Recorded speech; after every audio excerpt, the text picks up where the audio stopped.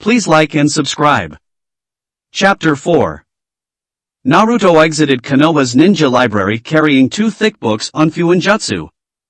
The art of Fuinjutsu had really started to interest Naruto, and it was only partially because of the fact that he was a Jinchuriki. It was a very versatile art that many people were unfamiliar with, meaning that he'd have an advantage using it against future opponents.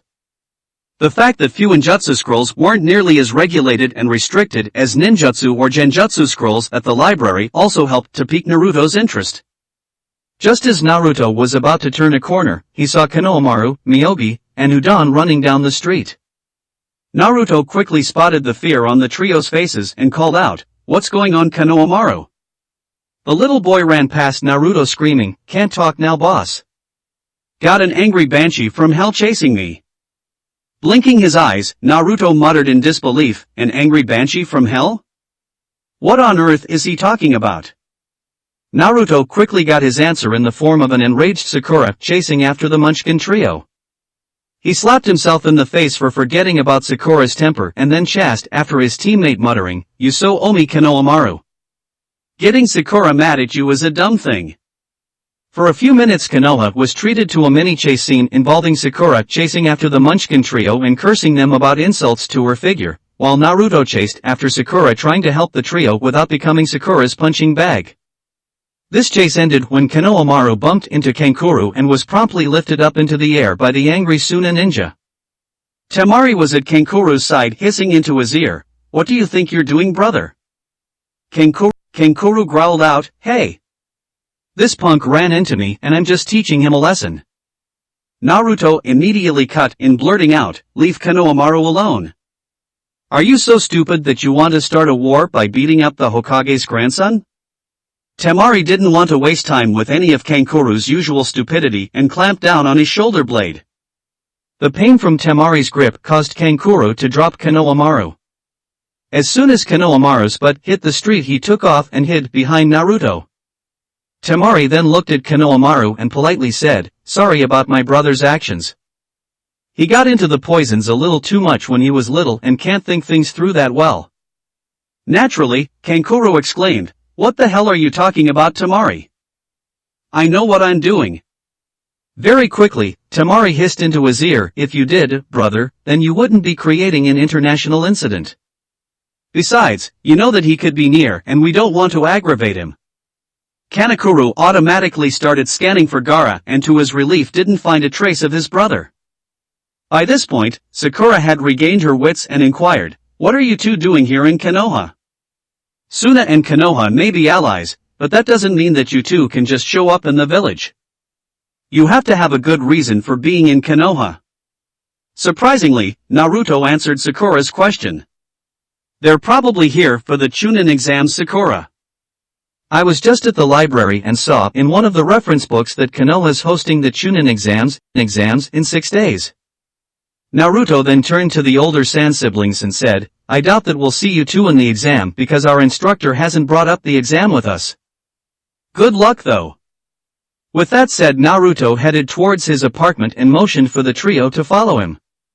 Once Naruto and the trio were out of eyesight, Naruto bumped Konohamaru on the head and said, "What were you thinking, Konohamaru, when you decided to insult Sakura's looks? One thing you should never ever do is insult how a girl looks. Not even insulting Sasuke will get Sakura that mad. You're actually lucky you ran into that Suna ninja, since him harming you would have caused an international incident. If Sakura had caught you, you would be black and blue." Konohamaru looked down at the street and mumbled, "She just really made me mad." Naruto caught what Konohamaru said and asked, "What did Sakura say to get you so mad that you'd insult her looks, Konohamaru?" "Don't worry, I won't tell your uncle or your grandfather." This friendly reassurance was all Konohamaru needed to open up and tell Naruto everything. "Well, Adon, Miyogi, and I were practicing sneaking around when we overheard that Sakura girl complaining to a blonde-haired girl about you asking her to go out, and how thankful she was that you weren't asking as often as you used to. I then jumped in and told her how you could do better than a flat-chest, big-headed gorilla like her." Sakura's reported comment really cut Naruto. He had been hoping to get Sakura to go out by toning down his requests. Almost instantly Naruto said, "Konohamaru, don't jump into a conversation like that again. I can handle anything anyone says about me, but I won't always be there to pull your fat out of the fire if you shoot your mouth off again." This earned Naruto a quick hug from Konohamaru before the Munchkins left to go cause trouble somewhere else. As soon as Konohamaru Core was out of sight, Naruto whirled around and punched the brick wall behind him.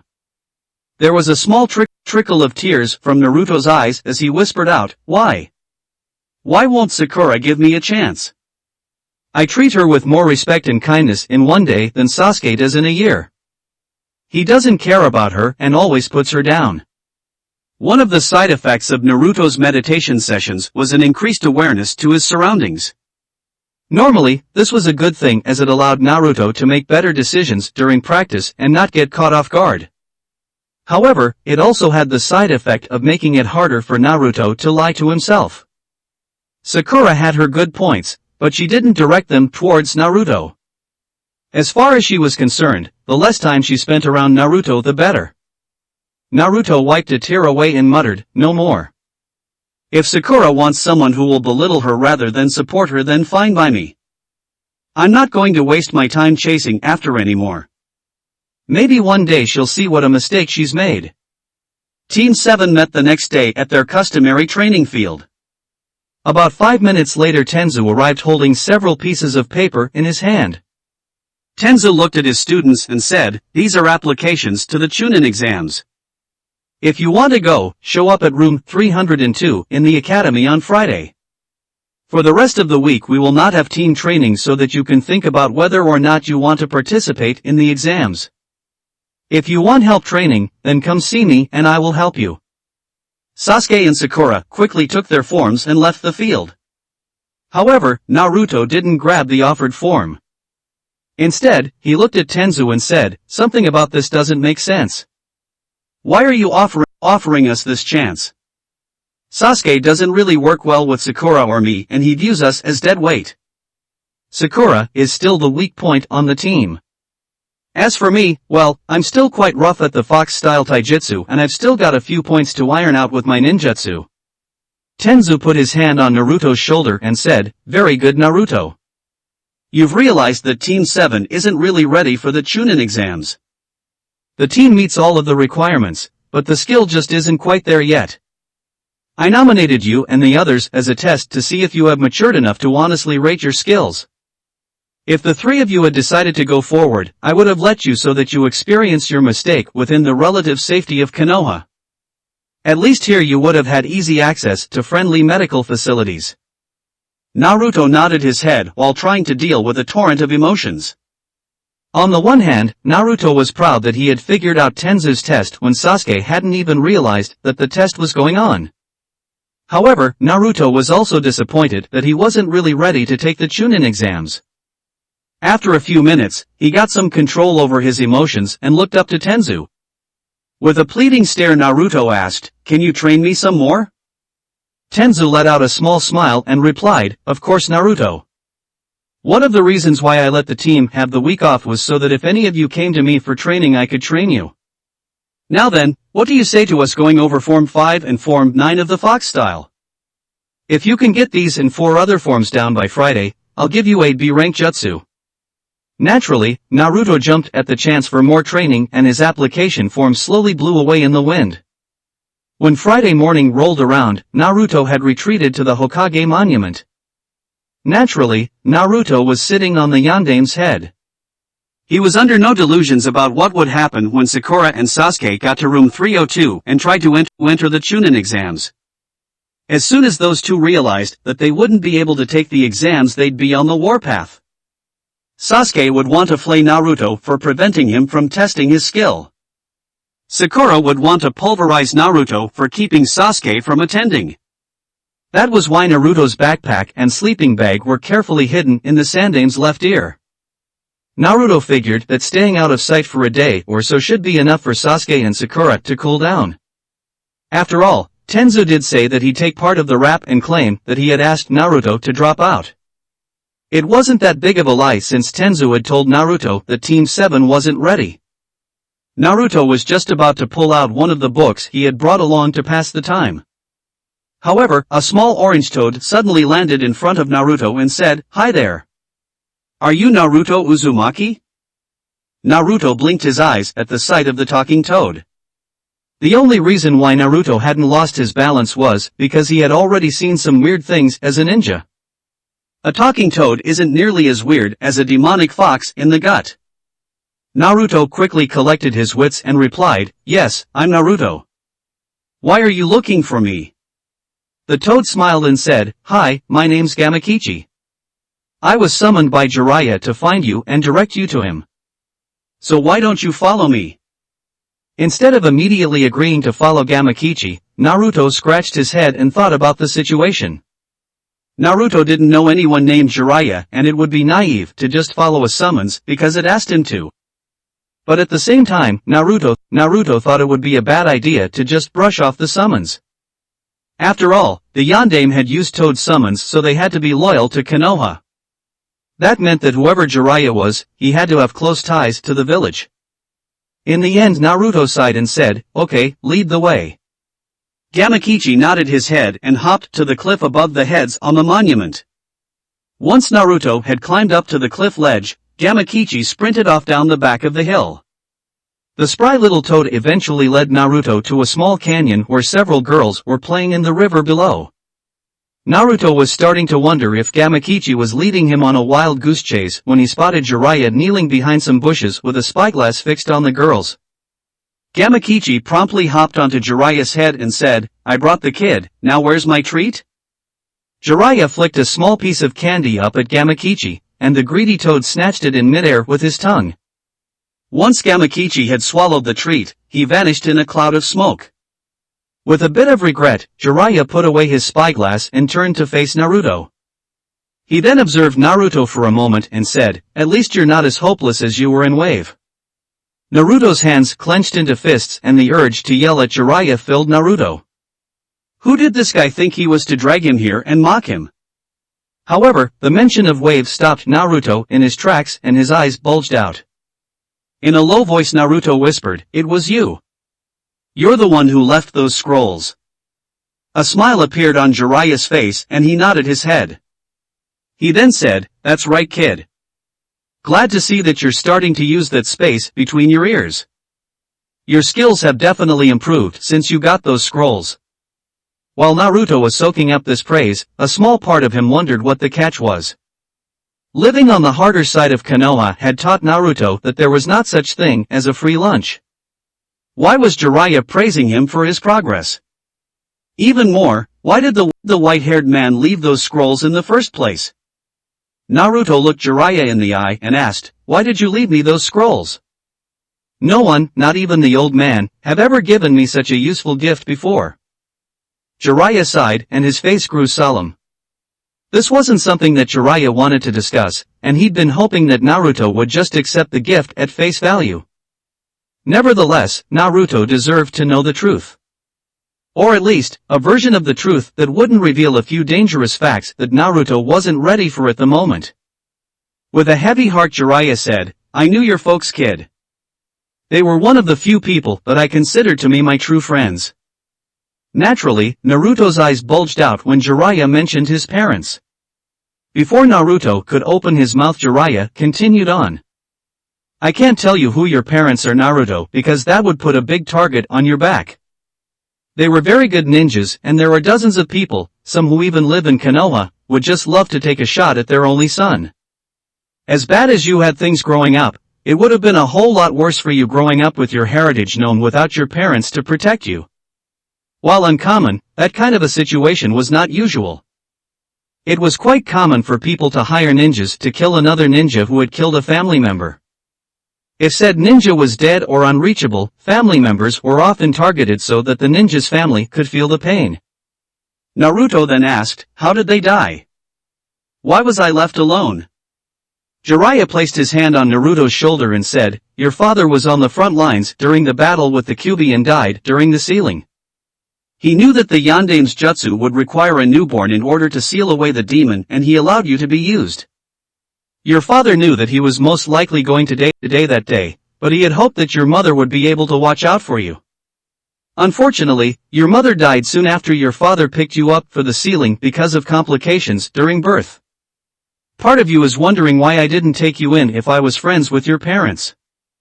The fact is, Naruto, I would have put you in more danger than you were staying in the village. I handle many spy rings for Konoha that are Vita for village security and wouldn't have been able to run those and look after you safely. Also, the council wouldn't allow me to take you out of the village. Many people may hate you for your burden, but those on the council would never tolerate an infant Jinchuriki being away from the village. The chance of you being captured and turned into a weapon against Konoha was just too much of a security threat to them. The council was willing to put their full support behind the Sandame's law as long as you didn't leave the village until you were a genin. It really hurt Naruto to be reminded about how badly his life had been messed up because of the Kyuubi. Even if there were valid reasons for Jiraiya to leave Naruto in Konoha, the fact the demon had caused the council to be so firm on not allowing Naruto to leave had been a big blow. If Naruto had been made of weaker stuff, he probably would have broke down and cried.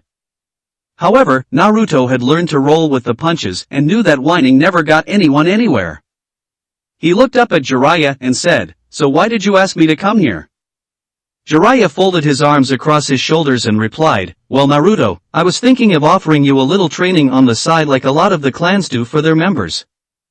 Your father was like a son to me, and I think that helping you here and there is a way that I can honor his friendship. Usually, I wouldn't consider training someone at your level. But, you've proven that you aren't completely hopeless. Besides, I can't spend all my day doing research." The perverted grin on Jiraiya's face left no doubt in Naruto's mind what Jiraiya's research entailed. So his parents' friend was a big pervert. Not exactly what Naruto had been hoping for, but it would do. Besides, Jiraiya wanted to help him out, and that was a major plus in Naruto's book. At the same time, over at the academy, Sasuke and Sakura were heading to room 301. Make that the real room 301, since they had already gotten the two Chunin who had an illusion on room 201 to drop said illusion. Normally, Izumo and Kotetsu would have sent the duo packing for not having Naruto with them. Tenzu had told the two Chunins that he was going to break the news to Sasuke and Sakura. Just as Sasuke and Sakura reached room 301, Tenzu appeared in front of them. In his usual calm manner, Tenzu said, "Hello Sasuke, Sakura. Would either of you happen to know where Naruto is?" Sasuke huffed and replied, "Haven't seen the loser all day. I guess he realized that he wasn't ready for the exams and stayed home." "Why does it matter?" Tenzu calmly, as if he was talking about the weather, replied, "Well, in that case, you two can't take the Chunin exams." Immediately Sakura's temper flared up beyond her usual self-control and she screeched out, "What do you mean we can't take the exams? Why should we be bared just because the idiot didn't show up?" Suddenly the whole room was filled with Tenzu's killing intent, causing practically every genin there for the exams to come crawling out of the woodworks.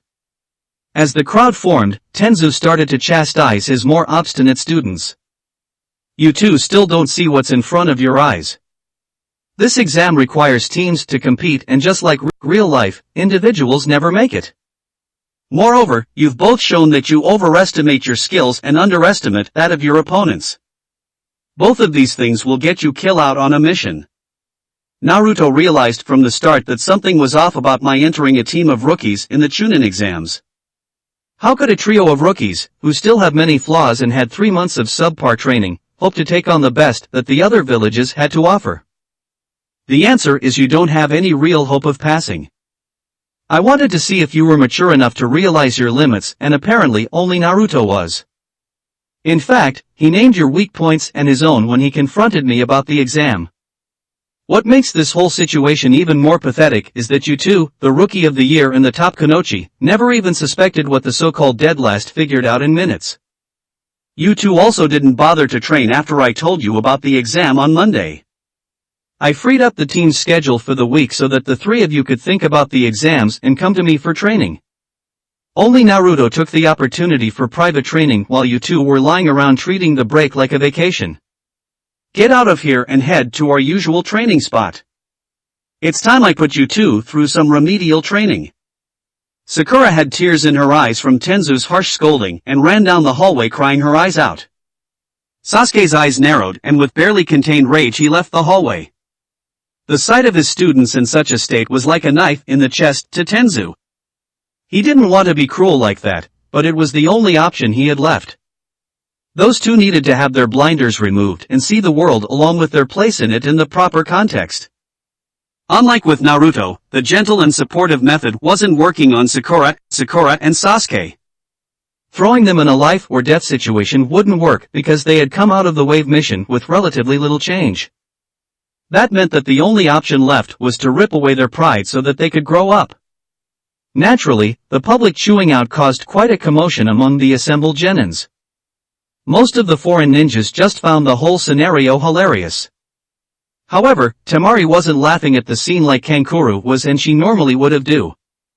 As soon as Temari recognized Sakura, her mind drifted back to her meeting with the pink-haired girl and Naruto. Part of her wanted to dismiss Naruto for not even bothering to show up. But, another part of her was intrigued. From Tenzu's berating, Temari learned that Naruto was perceptive and had a good head on his shoulders. It might be worth her while to keep an eye open on him. Among Team 7's former classmates, pandemonium reigned. None of them had expected Sakura or Sasuke to receive such a tongue lashing from their own teacher. However, what really threw them for a loop was the fact that Naruto had picked up on things that Sasuke and Sakura hadn't. This unexpected upset caused them to start questioning why they were at the exams. Were they just like Sasuke and Sakura overestimating themselves? Suddenly, Shikamaru stopped slouching and headed towards the exit. Ino immediately called out, "Just where do you think you're going, Shikamaru?" Said Shadow User sighed and replied, "Home, where else? As troublesome as my mother would be, it's far less troublesome to go home without taking the exams than to take the exams if I'm not ready for them." It was like a dam broke when Shikamaru said those words as all the members of Teams 8 and 10 headed for the door. Tenzu looked at the leading genin and shook his head. He knew that he'd get pinned as the reason those two teams had left the exam, he just knew it. Jiraiya looked at Naruto and said, "Since we've still got a few hours before the third shift at Hot Wings ends, why don't I show you something, Naruto? It's a useful jutsu that's within your current abilities and will only get better as you get stronger." Naruto's eyes light up and he eagerly asked, "What is it? Is the jutsu a really powerful attack?" Even with the training that Tenzu had put him through, Naruto still had a fascination with powerful jutsus. He understood and appreciated the lower-level jutsus, but there was just something about the big, flashy jutsus that always drew Naruto's attention. The look in Naruto's eye gave Jiraiya a sense of déjà vu. This must have been what Sarutobi saw when the old monkey had him as a genin student. Jiraiya took off the scroll on his back and held it in his arms. He then grinned and said, "Yes, Naruto, the jutsu I have in mind is powerful. Behold, the Toad Summoning Contract. Once you sign this contract, you'll be able to summon powerful toads to help you in battle. Of course, you'll have to work at it a bit before you can summon the really strong toads, but that's a given." So Jiraiya wasn't offering to teach him a big and powerful jutsu. Naruto wasn't upset at that because summoning was a big deal. Not every ninja got to sign a summoning contract, and the fact that it was the same contract that the Yondaime had signed made Naruto grin at Jiraiya's offer. Naruto quickly said, "How do I sign, Jiraiya?" He couldn't wait to show off the ability to summon during team practice. Naruto's enthusiasm was infectious and Jiraiya started grinning a little as well. While opening up the contract, Jiraiya said, "It's very simple, Naruto. In the next open column you write your name and place your fingerprints. Oh, you also have to write in your blood. It's got to be your blood because that helps create the anchor between you and the toads, allowing you to summon them." After nodding his head, Naruto bit his thumb and quickly signed his name next to his dad's signature. Once that was taken care of, Naruto looked up and asked, "I've signed my name. Now what else do I need to do in order to summon?" Jiraiya quickly rolled up the scroll and stuck it on his back. He then replied, "The next step is very simple, Naruto. You take a little bit of your blood, perform these hand signs, and then put your hand towards the ground. The toad you summon depends on how much chakra you put into the jutsu. If you don't use enough chakra, you won't summon a toad. Once you get proficient at this, I'll teach you how to summon multiple toads or a specific toad. Now I want you to perform the hand signs correctly 20 times in a row without trying to summon. I have to come and go a lot, so I want to make sure you at least know the basics before I leave. Naruto could understand that Jiraiya wouldn't always be able to train him since the man had to maintain spy rings. Tenzu had mentioned several times to the team that accurate and current information was vital to the village's survival. Jiraiya smiled after Naruto performed the required number of hand signs and said, "That's good, kid. You'll be able to practice it on your own now. Just remember, more chakra is always better when summoning." Chapter 5. Naruto was really starting to wonder if he should have requested a week's leave of absence. Today was the first full team meeting since the start of the Chunin exams 2 days ago, and the atmosphere surrounding his teammates was really getting to Naruto. Sakura was constantly flip-flopping between frustration and depression. How she pulled that off, Naruto didn't know and didn't want to know. Sasuke was barely keeping his anger in check as Naruto could see the Avengers' rage building behind his eyes.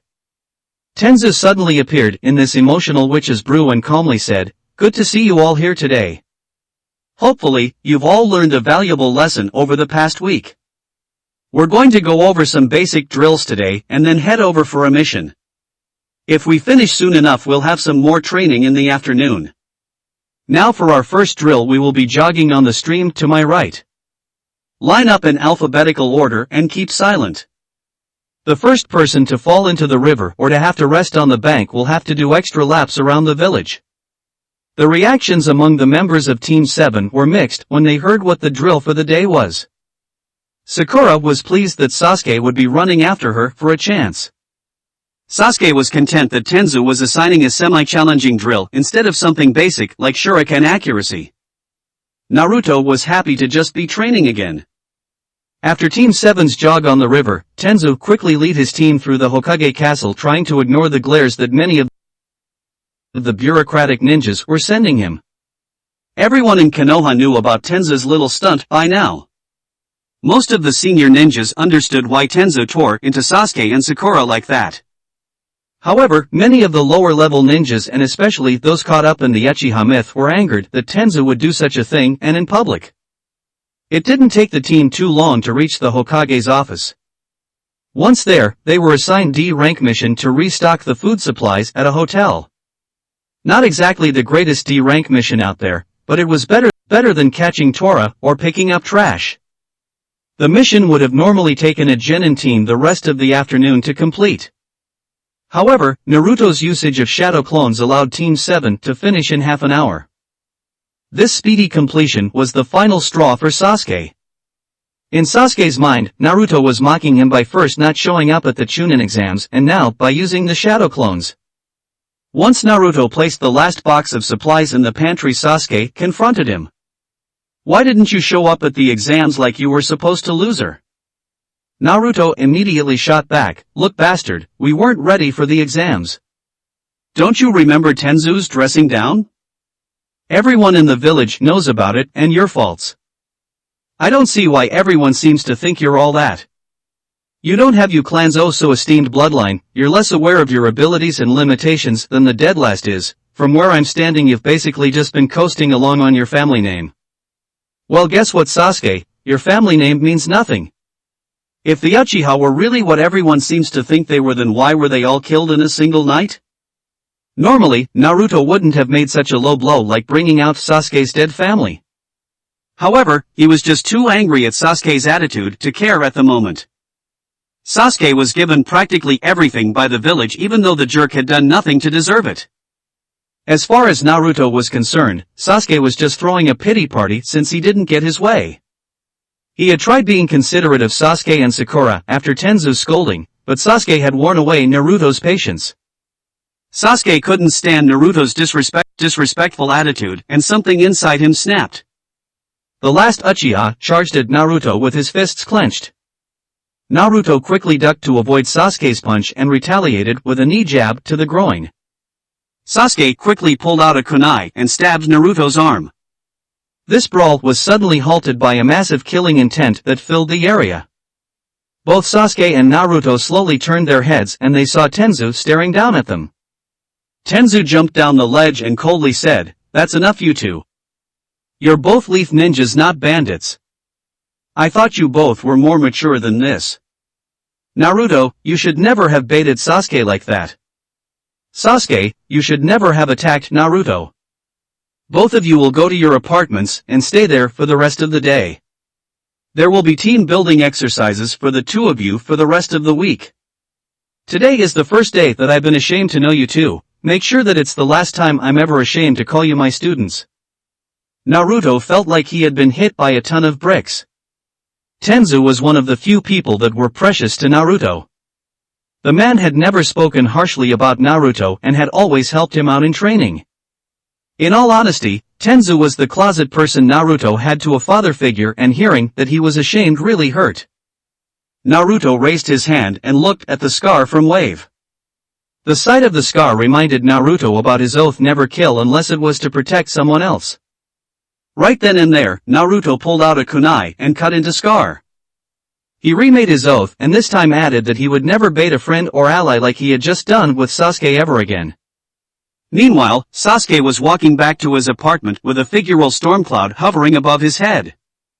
Sasuke didn't know whether he was more enraged by Naruto's attitude, fighting Naruto, or Tenzu's scolding. About the only thing Sasuke could consider good about today was that the villagers were leaving him alone. Once Sasuke was inside his apartment, a voice called out from the shadows, "Such a shame, isn't it?"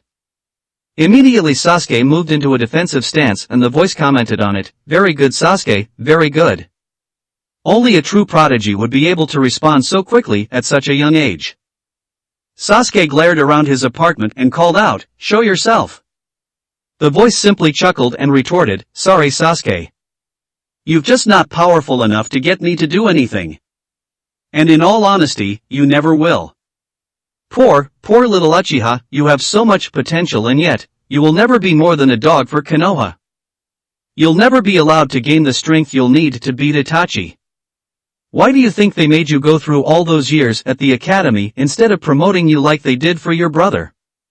Why do you think you were given the dead last and a worthless fangirl for teammates instead of joining a more experienced genin team that had an opening? Why do you think your instructor denied you the chance to go to the Chunin exams?" Within Sasuke's heart and mind, the darker part of his soul that had been born during the massacre listened to the voice's words and caused Sasuke to seriously consider what he was hearing. The rage that Sasuke had been feeling all day tinted his memories and made the voice's words seem true. It was only the vestiges of goodness within Sasuke's heart that caused him to doubt what he was hearing. This goodness caused Sasuke to ask, "Why should I believe you?" "Because," the voice said, "I've come to free you from your chains and bonds, Sasuke. Don't take my word, judge what I say by what you see happening around you. As proof, I'll unlock a portion of your power that Konoha has attempted to bury into the ground." Before Sasuke could say anything, he felt a needle pierce the back of his neck. Instantly afterwards, Sasuke's body was racked by pain as he felt like he was burning up from the inside. The pain got so bad that Sasuke collapsed on the ground and flailed around like he was having an epileptic attack. As soon as the pain receded, Sasuke screamed out, "What did you do to me?" A mirror suddenly appeared out of nowhere held by a dead white hand. The voice soothingly called out, "Look and see what I done for you, Sasuke. Your Sharingan has been unlocked." Sasuke looked into the mirror and saw that his Sharingan was active. The voice sweetly continued on, "I just want to help you, little Uchiha. Konoha wants you to be their obedient puppet, but I want you grow to your potential. I alone will help you gain what you truly need, revenge for your family." Sasuke's head jerked away from the mirror and he saw a pair of reptilian eyes gleaming in the darkness. In an eager tone Sasuke asked, "Who are you and what do you want for your help?"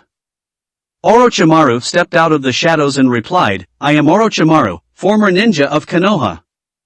I want to help you because, my dear little Uchiha, the same thing that is happening to you happened to me. Konoha tried to bottle my abilities and keep me under the village's thumb.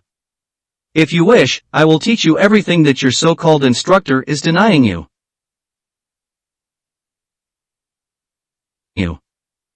Do you accept, Sasuke? Konoha or Orochimaru, which one would Sasuke choose? On the one hand, Konoha was his home. But on the other hand, Orochimaru was offering him the chance to fulfill his vengeance.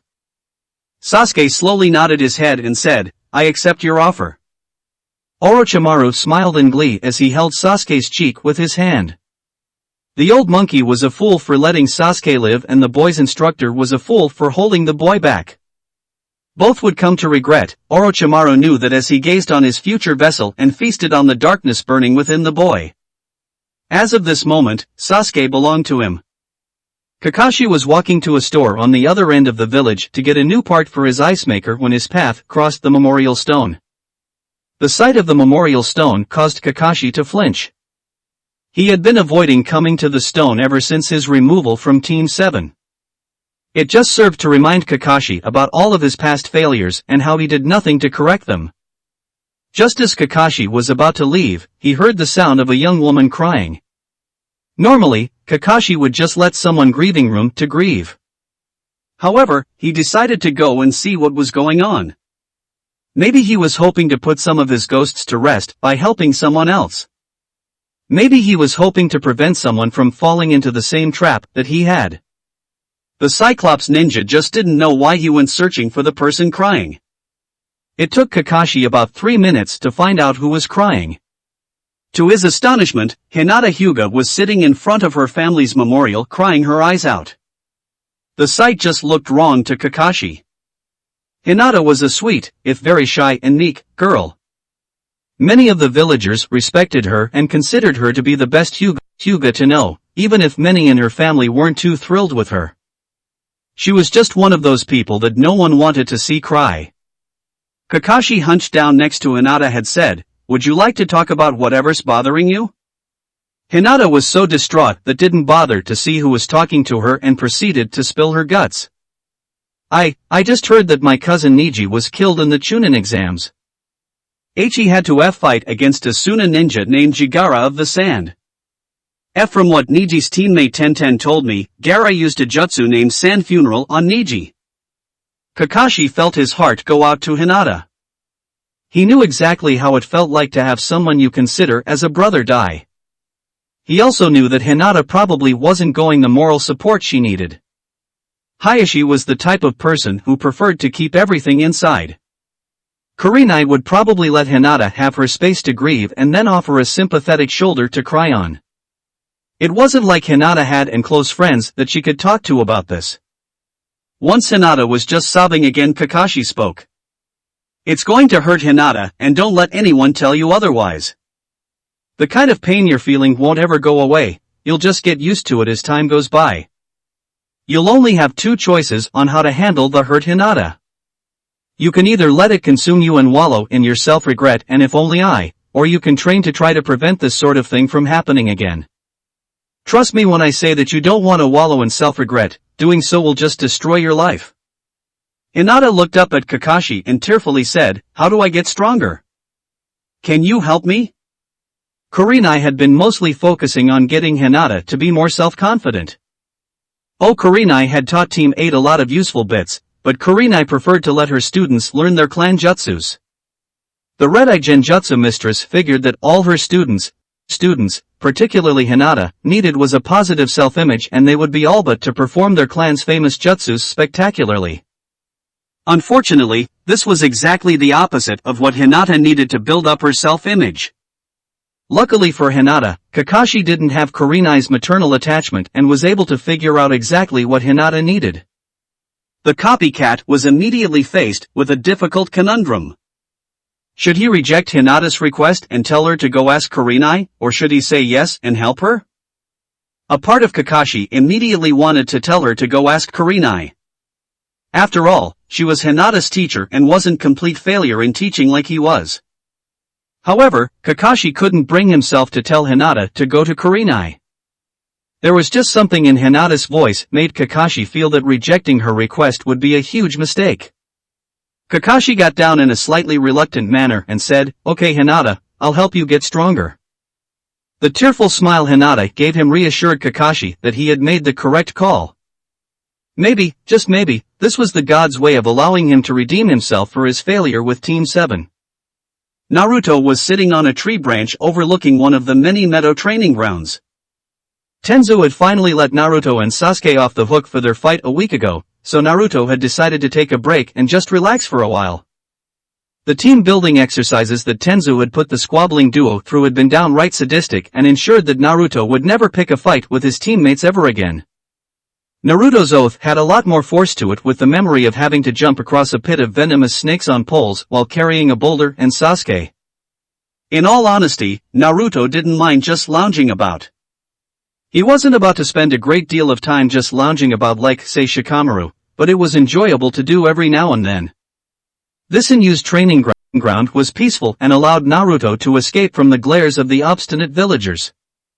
While more and more of the villagers were toning down the glares, Naruto still had a long way to go before the majority would freely accept him. This solitude ended when Temari walked into the meadow from Naruto's left. Naruto immediately noticed the Suna Kunoichi and started to observe her. Temari was wearing her usual outfit and the look on her face showed that she was uncertain about something. Naruto quickly decided to alert Temari about his presence and he called out, "Hey there." Almost immediately, Temari whirled around to look up at Naruto. This caused Naruto to wave and say, "Hello. I didn't expect to see you again so soon, Temari." It totally blew Temari's mind that Naruto knew her name and she blurted out, "How did you know my name, Naruto?" Almost immediately Naruto started to grin and he replied, "I remembered your name when your brother mentioned it. By the way, I enjoyed how you completely owned him. Konohamaru is rather special to me and I really wanted your brother to pay for threatening the runt. By the way, how do you know my name? I don't recall it coming up when we met." Temari was impressed at Naruto's memory and decided to answer him. "I was there when your instructor berated that pink-haired girl and your other teammate. Your name had been brought up and it stuck in my mind for some reason. It was probably because I'd never heard of someone named after fish paste." Naruto immediately gave Temari an indignant response. "I'm not named after fish paste. My name is Naruto as in maelstrom, not as in the ramen ingredient. Why would you even think such a thing? There's absolutely no way that a real kunoichi would be so dumb that they would believe that anyone would name a kid after food like that." As soon as Naruto finished, he folded his arms across his chest and did his patented foxy pout. The Kazekage's daughter just couldn't help smiling when she saw Naruto pout. A few seconds later Temari remarked, "What did you mean by a true kunoichi?" Temari was hoping to bait Naruto into talking again. There was just something about Naruto that made her want to talk to him. Maybe it was because he was treating her like a regular person instead of as the Kazekage's daughter or as Gaara's sister. After adjusting his balance in the branch, Naruto answered Temari. "I thought it would be obvious what I meant, Temari. You're defiantly a real kunoichi who takes her training seriously instead of being a fangirl. Trust me, I know the difference. I spent several years chasing after a girl in the academy because she looked nice and was very smart. However, she was a fangirl of the Rookie of the Year and I was eventually forced to realize that she wasn't going to like me. Once I had my blinders off I realized just how weak she was because she spent so much time chasing after our teammate." Naruto had grown to dislike fangirls ever since he had stopped chasing after Sakura. He had found them annoying before, but now they just grated on his nerves. Part of this was because Naruto thought that fangirls were making a mockery of kunoichi. However, a big part of Naruto's distaste was because he had fallen for a fangirl for shallow reasons. Falling in love with someone just because of how they looked was just stupid. Even more, his hard times in the village were because of people using that kind of faulty logic with him and the Kyuubi. Temari couldn't help being intrigued by what Naruto said and his actions. She was used to people falling into distinct categories, but Naruto didn't fit into any of her preconceived ideas.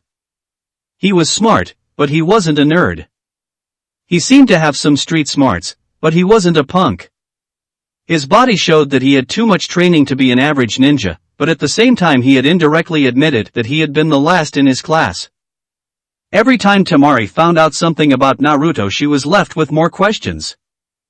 Back when Temari had first been learning how to use her battle fan, her teacher would say that the best way two ninjas could ever understand each other was to fight each other. According to Sango, you could learn more another ninja in 15 minutes of fighting than you could hope to learn in 15 years of talking. At the moment, Temari was willing to give Sango's idea a shot. Temari looked up at Naruto and called out, "Want to have a spar? I need to practice for the finals next month and I don't want to let anyone else in the finals know how I'm doing." Naruto put his hand under his chin and appeared to be thinking about it. Almost immediately a grin crossed Naruto's face and he exclaimed, "Sure, Temari. There's no way I'd pass up the chance to see how well I do against a finalist in the exams." As soon as Naruto said that, he jumped out of the tree and landed a few feet away from Temari. He then looked her in the eye and asked, "So Temari, what are the limits of our spar?" Temari looked around the meadow for a second and then she answered Naruto. "We'll use the meadow as the arena. If either of us leaves the meadow we lose, and that includes going up into the tree branches. As to limits on the actual spar, no killing blows. But other than that, it will be a free-for-all. We'll start the spar in 10 seconds.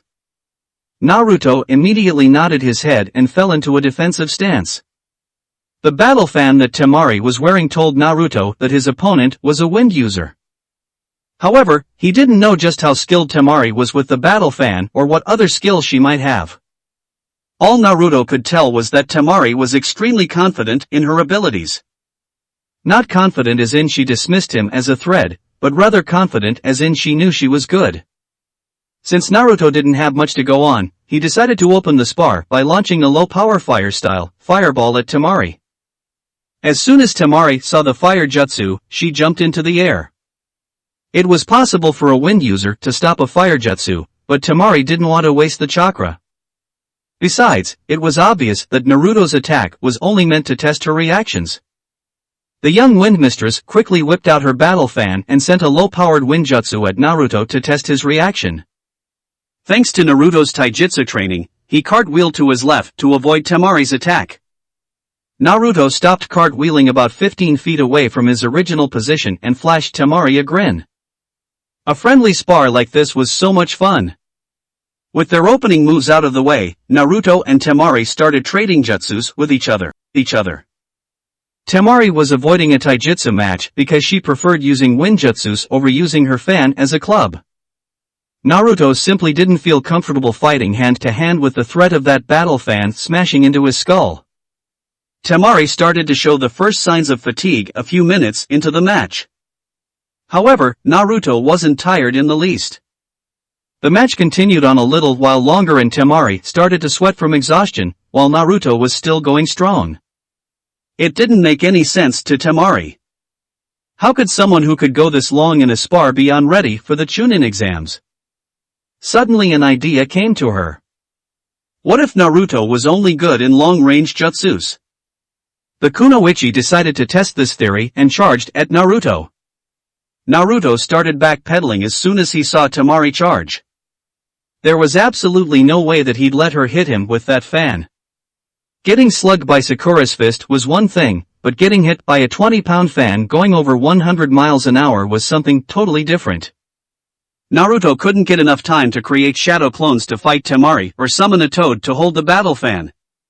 This game of cat and mouse ended when Temari swung at Naruto and forced to roll into the forest to doge. Naruto took one look at his position and he chuckled. "Well Temari, it looks like you win," he said with a small grin on his face. How did Naruto do it? How could he lose a match like that and smile? Temari immediately blurted out, "Aren't you angry that you lost?" Naruto shrugged his shoulders and said, "Not really. You are a finalist after all, so it would be pretty stupid of me to believe I had a large chance of winning. Sure, there was the possibility that I could win, but the odds were in your favor. Besides, it was fun sparring with you." Tenzu had taught Naruto that there was time to never give up and a time to admit when someone else was stronger. A friendly spar between allies was the latter and not the former. A small blush crossed Temari's face as she listened to Naruto. No one had ever told her that they had fun sparring with her and actually mean it. It made Temari feel something in her chest which, as weird as it felt, she liked. She looked Naruto in the eye and said, "Hey, it was fun sparring with you too, Naruto. Want to do it again tomorrow?" Naruto's grin told Temari everything she needed to know. Sarutobi was sitting in his office gazing through his crystal ball at Naruto and Temari. Today had been one of those rare days when his secretary didn't bring in paperwork by the pound, so the old Hokage was using his crystal ball to check up on things around the village. Naruto happened to be Sarutobi's favorite youngster to watch through the crystal ball. Something almost always came up around Naruto that could get Sarutobi to smile. Naruto's pseudo-grandfather had been watching Naruto ever since Temari had wandered into the meadow. Sarutobi had been curious to see how Naruto would act around the Sunakunoichi and almost busted out laughing. His thoughts drifted back about 20 years ago when Kushina and Minato had first met. The similarities in events between Naruto's meeting with Temari and Minato's meeting with Kushina was just too much for Sarutobi to watch without laughing at the irony. After a few minutes, Sarutobi stopped looking through his crystal ball and pulled out a notepad. Jiraiya had mentioned that Orochimaru had been seen in Wind Country several times over the past few months and Suna hadn't reported it to Konoha. That was worrying since the treaty stated that Suna and Konoha were supposed to report the movements of each other's criminals in their own country. That was troubling, to say the least. Sarutobi wouldn't put it past the Yondaime Kazekage to double-cross Konoha given the situation with the Wind Daimyo. In all honesty, Sarutobi probably would do the same if the Fire Daimyo suddenly shifted the bulk of his missions to a foreign village. The only reason why Sarutobi hadn't alerted the Jonins yet was because didn't want to tip his hand before everything was ready. Any possible spies would know that the game was up if the Leaf Ninjas started going on extra high alert without some really serious incident occurring. Turning his attention back to his notepad, Sarutobi wrote down a few ideas he had for what to do after the invasion was over. While Konoha would almost certainly survive a possible invasion, Sarutobi couldn't possibly divine what state the village would be in. There were certain factions that could use the chaotic period after an invasion to push their own agendas for the village. Hopefully, he would survive the fight and not have to have most of these plans come into effect. However, Sarutobi never got his position as Sandaime for being a fool and was prepared to do what was necessary to protect the village. Chapter 6. Tenzu sat at the desk in his house filling out his monthly review for Team 7. In all honesty, Tenzu did not like the way things were going with his team as his report showed. The team dynamics of Team 7 is deteriorating rapidly. I believe that this deterioration is a result of psychological problems on Sakura Haruno and Sasuke Uchiha regarding Naruto Uzumaki. Both of them appear to have security issues with the fact that Naruto, who was the dead last in the academy, is catching up or surpassing them in ability. This problem has been accentuated by pre-existing conditions within Team 7's dynamics. A further examination of all three genin will reveal these conditions and the changes that have occurred. Naruto Uzumaki was, as I stated in last month's report, originally a hyper boy who was calming down. Also, he had a crush on Sakura and a rivalry with Sasuke. Over the past month, the boy's crush on Sakura has disappeared and the nature of his rivalry with Sasuke has changed. Instead of Naruto starting the squabbles with Sasuke, it has been Sasuke who starts the duo's confrontations. Other than these changes, Naruto has remained a bright and cheerful young man with impressive potential that he is unlocking. Sakura Haruno sadly retains a fangirl outlook on her ninja career and continues to maintain the minimum requirements for her status as a genin. Attempts to coax her into more independent studies and initiative with her training have had little success. Recently, Sakura has started showing the beginning signs of a depression. I believe that this depression is the result of my attempt to make her see how little progress she has actually made. See reports on preliminary Chunin exam culling for more information, coupled with the loss of attention from Naruto. Sasuke Uchiha is as always, a very talented genin with a loner attitude. While never very friendly with his teammates, Sasuke's attitude has become more hostile and aloft as of late. I believe that this increased hostility is the direct result of the fact that Naruto was more realistic in his outlook than Sasuke was and the fact that Sasuke's Sharingan has finally activated. In regards to the Sharingan, I have noticed that Sasuke has a desire to use it all the time and has used it to acquire a few low-level jutsus from fellow Konoha ninjas. I have attempted to impress upon Sasuke the necessity for the ethical use of the Sharingan, but he seems to believe these lectures are a direct affront to his heritage. Tenzu paused in writing his report to look at his photo of Team 7. The picture had been taken a little over 2 months ago, as part of a team bonding attempt.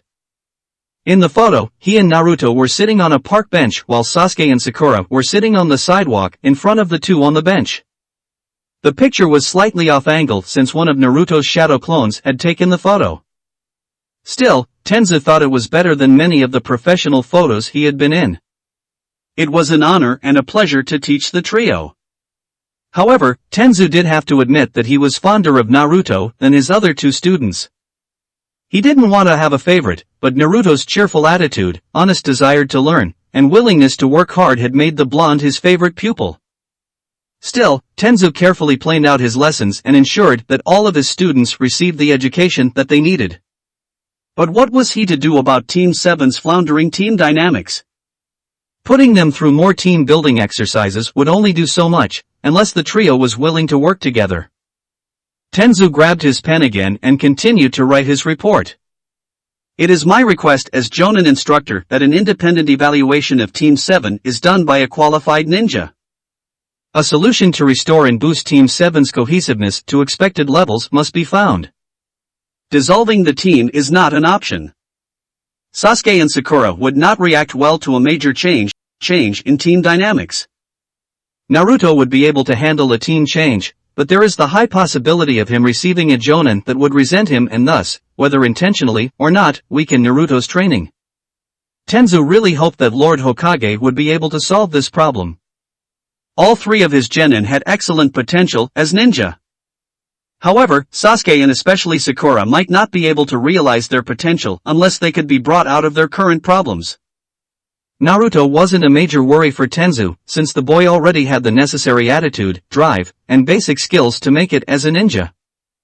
All Naruto needed at the moment was to expand his list of jutsus, refine what he already knew, and gain some more experience. Naruto was sitting out in the meadow field that he and Temari usually used for their spars. Ever since their first spar, the two of them had sparred against each other at least once a day. At first, Naruto had been surprised that he'd have the opportunity to spar with Temari every day. Tenzu had explained to him a few days ago that the Hokage wasn't sending any genin teams out of the village because of the increased number of D-rank missions that were related to the arriving nobles. This increase didn't make Naruto's day, but at least he got to hang around Temari more. The Suna Kunoichi was confusing and bewildering to Naruto. She reminded him of Ino some of the time with her in-charge attitude that practically screamed "Listen to me or else." But, that was only a tiny facet of her personality. Unlike Ino, Temari was able to control her personality and was more reserved than the other blonde Kunoichi. The fact that Temari had some serious skills made her all the more enjoyable to hang around. Naruto suddenly remembered a moment during the spar yesterday when Temari had jumped over him in such a way that he got a perfect panty shot for a second. Of course, Naruto had paid for that view with Temari whipping his butt because he was distracted. Shaking his head, Naruto reminded himself that he wasn't a pervert and that he needed to focus on his individual training. Temari wouldn't be arriving in half an hour so he could train those skills that he hadn't showed her yet. Even if Temari was his friend, there was no way that Naruto would show her all of his skills. Tenzu had told Team 7 many times that they needed to be careful about who knew the full extent of their abilities, and a new friend was not in that select group. Besides, Naruto could tell that Temari had been holding back during their spars as well.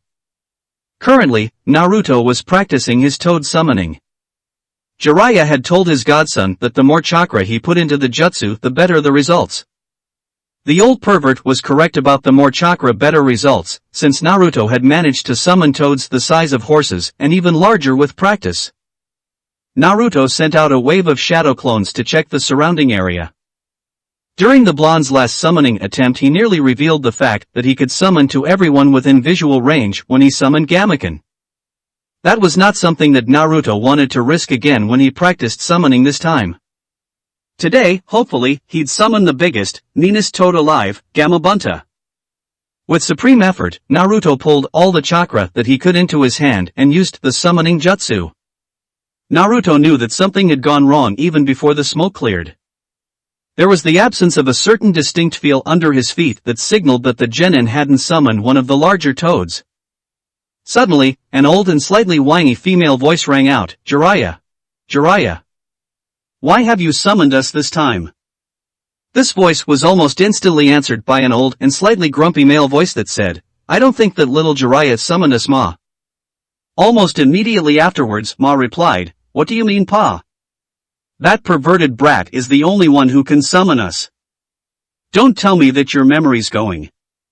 As soon as Ma finished speaking, the smoke cleared enough so that Naruto could see two small, old toads standing in front of him. Naruto had become a lot more restrained from how he had been during the wave mission. However, seeing two small, old toads after all the effort he had put into trying to summon Gamabunta was just too much for Naruto. He shouted out at the top of his lungs, "What's the deal? I put nearly half of my chakra into the summoning jutsu and instead of getting Gamabunta, I get two old farts." Ma pulled out her purse and whacked Naruto upside the head with it. She immediately followed up with jumping on Naruto's shoulder and shouting into his ear, "How dare you speak of me that way, you disrespectful brat? Don't you know anything of how you're supposed to speak of a seasoned beauty like me?" Pa started grinning and he quickly retorted, "Get real, Ma. You weren't a beauty when you were young and you certainly aren't one now." This smart remark earned Pa a close-up of Ma's purse. Luckily, the old toad was used to his wife's temper and quickly bounced back. Pa then decided to stop joking and focused on Naruto, who was slightly out of it from seeing the old couple's antics. For about a week now, he had been hearing reports from the other toads about a new summoner. Obviously, the boy in front of him had to be the summoner he was hearing about. The old toad sage pulled out his pipe and took a quick smoke as he thought about this situation. Why were he and Ma summoned instead of Gamabunta? The power behind the summoning jutsu should have summoned his idiot grandson just like Naruto had been hoping for. Pa pulled out his pipe and said, "Naruto, what were you thinking about as you were gathering your chakra and while you were performing the summoning jutsu? If you tell me, I might be able to figure out why you summoned Ma and me." Naruto figured that Pa, being a toad, would have the best chance at figuring out what went wrong. So, the young man sat down and said, "I was trying to summon Gamabunta.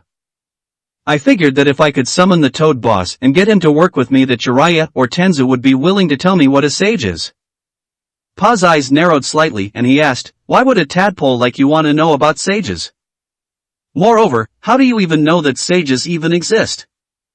Naruto looked Pa in the eye and said, "Do you know what happened to me shortly after I was born?"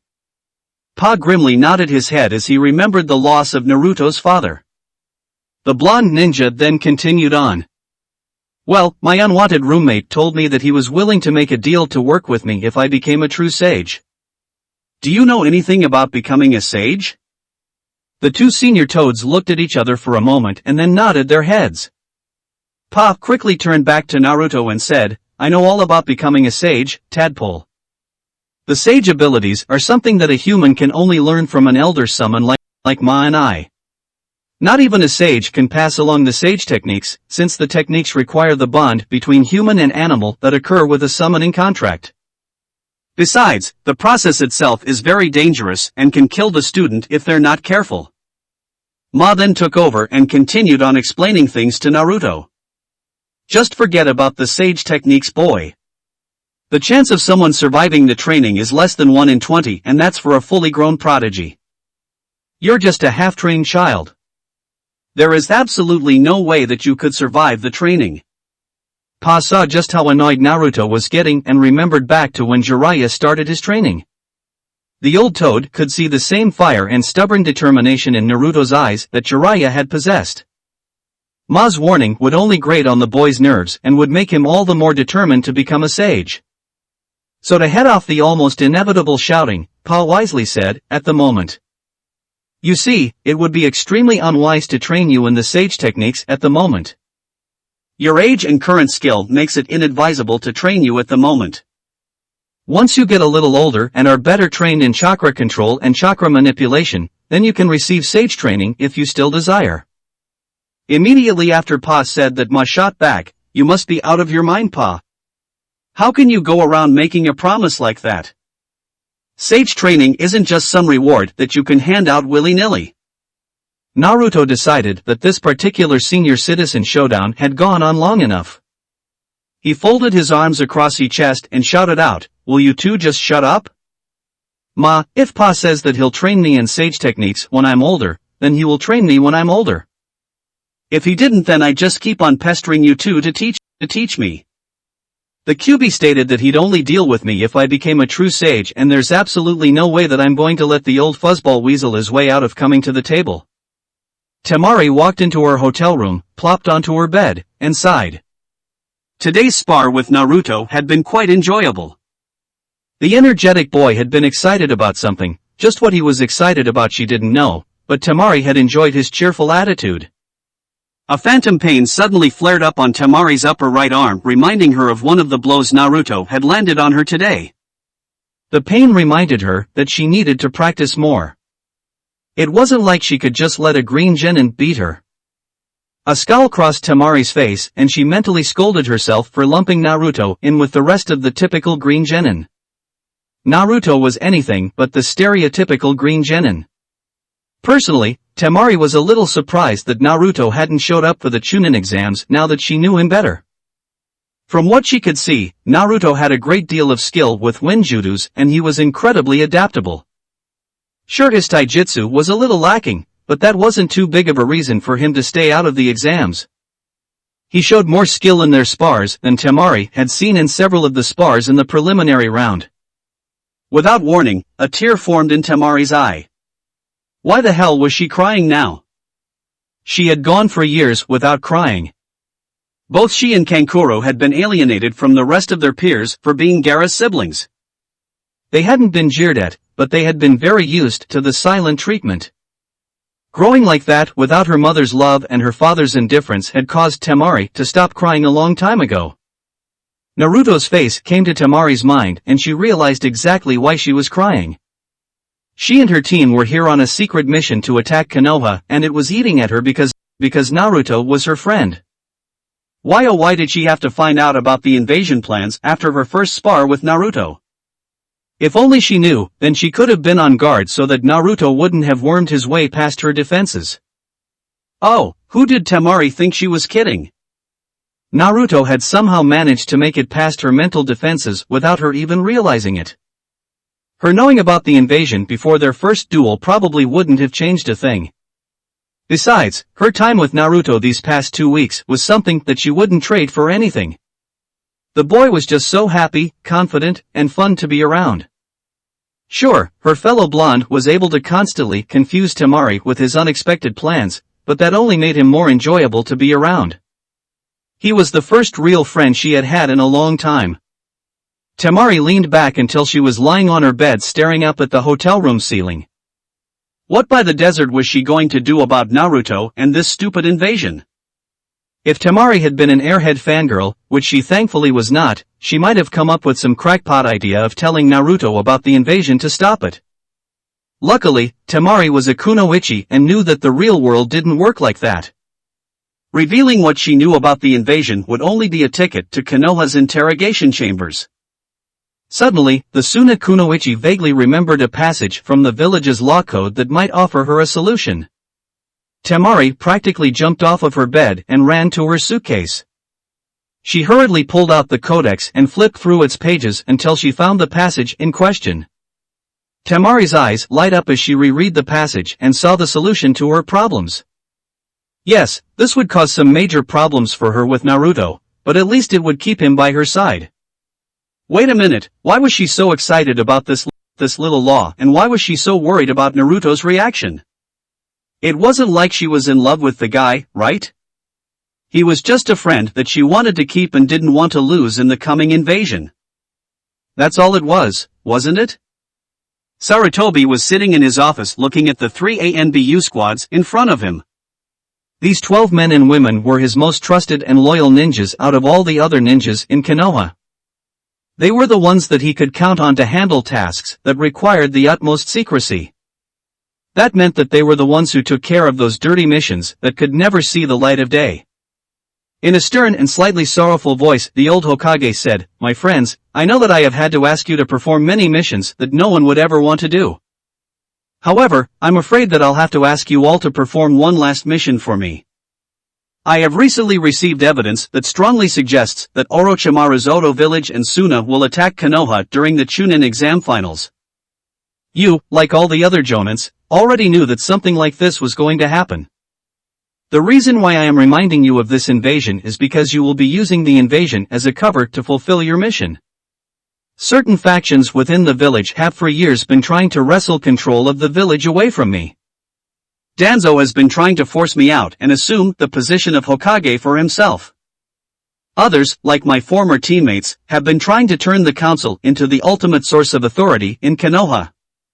It is very likely that I will die in the invasion, and both groups will use the period of confusion after my death to try and usurp power. Therefore, I am assigning you 12 to assassinate Danzo, my 2 former teammates, and several other members of the council." The ANBU members quickly glanced at each other and then nodded their heads to show that they accepted their mission. Sarutobi quickly dismissed them so that he could cry in solitude. Even though this mission was necessary, Sarutobi hated himself for issuing it. Danzo and his overly militant policies had always been a problem for the professor. Why couldn't that war hawk realize that aggressively perusing ever minor slight would only weaken the village in the long run? The Night-Dame had flatly refused to make Danzo the Sand-Dame since he knew that the man's policies would exhaust Konoha's strength. As for Hamura and Koharu, those two had really changed over the years since they were teammates. Why they favored the council and wanted to make it politically stronger, Sarutobi would never know.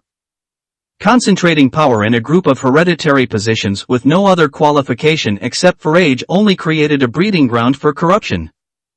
What's worse is that it separated those in charge from the village that they would be ruling. The Senju brothers had been wise on insisting on one village, one ruler. Having the Hokage pass on the position to the most qualified ninja ensured that the village would always have a qualified ruler who knew what was going on. About half an hour later, Sarutobi had managed to compose himself for Jiraiya's appointment. Seeing his white-haired pupil always brought a smile to Sarutobi's face. Jiraiya walked into the office with his typical perverted grin and a slap mark on his face. Obviously, the Toad Sage had just spotted Sarutobi's newest secretary. Jiraiya gave his old teacher a genuine smile and said, "So what do you want to talk to me about?" Sarutobi gave a soft smile and said, "I want to hear how your training with Naruto is going. What's your honest opinion on the boy's progress?" Jiraiya folded his arms and said, "It's obvious that someone in the academy wasn't doing their job correctly. The brat has tons of potential and just needed to understand the basics. I've been keeping my eye on him during his independent training and I'm extremely impressed with his progress in summoning. Just the other day he managed to summon the Elder Toad Sages. You know how much work it is to summon just one animal sage and summon both at the same time. What's more, Naruto was able to get Pot to agree to give him sage training when he got older. It took me 5 years after summoning Pot to convince him to train me." The old Hokage nodded his head and replied, "That is indeed impressive." Obviously, Naruto inherited his father's work ethic and determination. Tenzu has also mentioned things like this in his team reports. Sarutobi's face lost its smile as he continued on. "Sadly, we can't spend all day talking about promising genin. I called you here, Jiraiya, so that you would be the first to know about my latest edict. In the event of my death, you are to become the Hokage." Naturally, Jiraiya looked at Sarutobi in shock and then blurted out, "Did you put something illegal in your pipe? You've got to be high on something to think that I'd make a decent Hokage. Remember, you chose Minato and not me to succeed you." Sarutobi shot his unruly student a withering glare and shot back, "Nothing is illegal in this village unless the Fire Daimyo or the Hokage says it is. But for your information, I never smoke anything except for tea country tobacco. Also, you were always one of my choices to be my successor. I originally chose Minato because he was the best choice at the time. Even you must admit that Minato was better than you. Jiraiya nodded his head and softly said, yeah, Minato defiantly surpassed me a long time ago. I still remember how proud I was when he finally beat me in an all-out spar. To tell you the truth, being beaten black and blue by Minato and knowing that I taught him those skills filled me with joy. Minato was like the son I never had and losing him devastated me. To the hermit's surprise, Sarutobi got up and placed a hand on Jiraiya's shoulder. Sarutobi then said, I know that Minato's death hurt you, Jiraiya. That's why I didn't immediately appoint you as the Gondame 13 years ago. However, I am too old and weary now to lead the village through the rough times that are coming up. Whether I live or die, my time as Hokage is almost up and you're the best candidate to assume the position. Please accept this, Jiraiya, so I don't have to go with my next choice of successor. Minato would torment me for eternity if Guy's face was next to his on the monument. Jiraiya's face went white when he heard Sarutobi's current number 2 choice as successor. Almost immediately, the Toad Hermit looked closely at his sensei's face to see if this was a scare tactic. Seeing that Sarutobi was telling the truth, Jiraiya sighed and said, alright, I'll be Gondame Hokage. Sarutobi was respectful and sympathetic enough of Jiraiya's suffering to not start dancing in joy. Temari and Naruto were once again in their usual training field having a friendly spar. It was the day before the finals, so this was only a light spar. That meant that Temari and Naruto were limiting themselves even further than normal and sticking with just D-rank jutsus. The whole idea was Naruto's, and he claimed that it would be really bad for Temari to get into a training accident now. This sweet thought had caused Temari to blush, but that blush was now hidden behind the sweat from the workout. After an hour, Temari flipped backwards to gain some distance and she made the timeout sign. She gave Naruto a tired smile and said, that's enough for today, Naruto. I just don't have your stamina for taijutsu to continue this fight. Naruto gave his Suna friend a grin and replied, why didn't you just let me finish the spar, Temari? Is the thought of losing to a genin not in the exams really that bad? Of course, Naruto knew that Temari wasn't that worried about her pride and he was just baiting her. Konoha's unpredictable knucklehead's grin widened when he saw Temari roll her eyes with an amused expression on her face. Temari walked over to where she had left her towel and quickly whipped the sweat off her face. Then she discreetly pulled out a special lipstick container and quickly applied the lipstick to her lips. With the lipstick applied, the Suna Kunoichi quickly hid the container again and started walking to Naruto. Once Temari was a foot away from Naruto, she smiled and said, thanks for spending time with me this past month, Naruto. I had a great time. I just want to say goodbye since we probably won't see each other for a long time once the exams are over. Before Naruto could reply, Temari leaned in and kissed him on the lips. This wasn't just a simple kiss, but an open your mouth so I can use my tongue kind of a kiss. Naruto couldn't believe how good the kiss felt and sensations Temari's lips were bringing out. Suddenly, Naruto started to feel dizzy just as he was about to return the kiss. His eyes rolled back in their sockets and Temari caught Naruto's limp body. A tear rolled down Temari's cheeks as she whispered to the unconscious Naruto. Sorry for tricking you like this. But this is the only way to make sure you're safe during the invasion. If a part of you is still listening, know this, Naruto, the kiss was real. Temari quickly picked Naruto up and carried him into a secluded part of the wood. When Temari arrived at an area that was far away from any of the invasion routes, she stopped and carefully placed Naruto on the ground. She then used her camouflage skills to hide Naruto's body. Finally, the Suna Kunoichi slapped a stasis seal on Naruto's head. That would ensure that he slept through the invasion.